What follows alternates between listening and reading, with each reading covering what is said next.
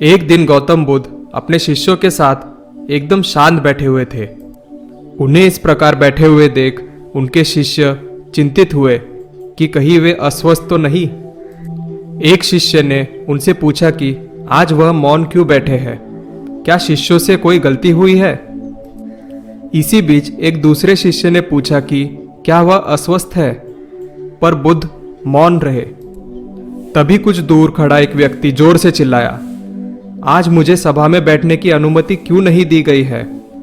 बुद्ध आंखें बंद करके ध्यानमग्न हो गए। वह व्यक्ति फिर से चिल्लाया, मुझे प्रवेश की अनुमति क्यों नहीं मिली।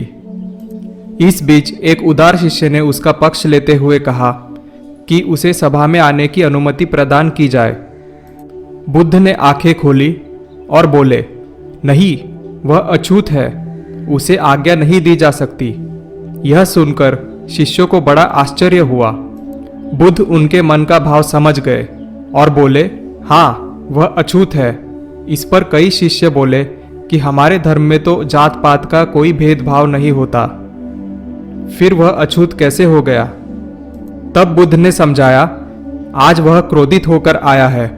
क्रोध से जीवन की एकाग्रता भंग होती है। क्रोधी व्यक्ति प्रायः मानसिक हिंसा कर बैठता है, इसलिए वह जब तक क्रोध में रहता है तब तक अछूत होता है। इसलिए उसे कुछ समय एकांत में ही खड़े रहना चाहिए। क्रोधित शिष्य भी बुद्ध की बातें सुन रहा था। पश्चाताप की अग्नि में तपकर वह समझ चुका था कि अहिंसा ही महान कर्तव्य व परम धर्म है। वह बुद्ध के चरणों में गिर पड़ा और कभी क्रोध न करने की शपथ ली।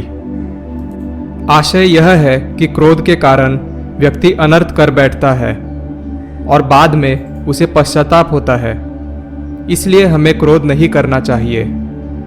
असल मायने में क्रोधित व्यक्ति अछूत हो जाता है और उसे अकेला ही छोड़ देना चाहिए। क्रोध करने से तन, मन, धन तीनों की हानि होती है। क्रोध से ज्यादा हानिकारक कोई और वस्तु नहीं है। बुद्ध ने कहा भी है कि क्रोध को पाले रखना गर्म कोयले को किसी और पर फेंकने की नीयत से पकड़े रहने के समान है। इसमें आप ही जलते हैं।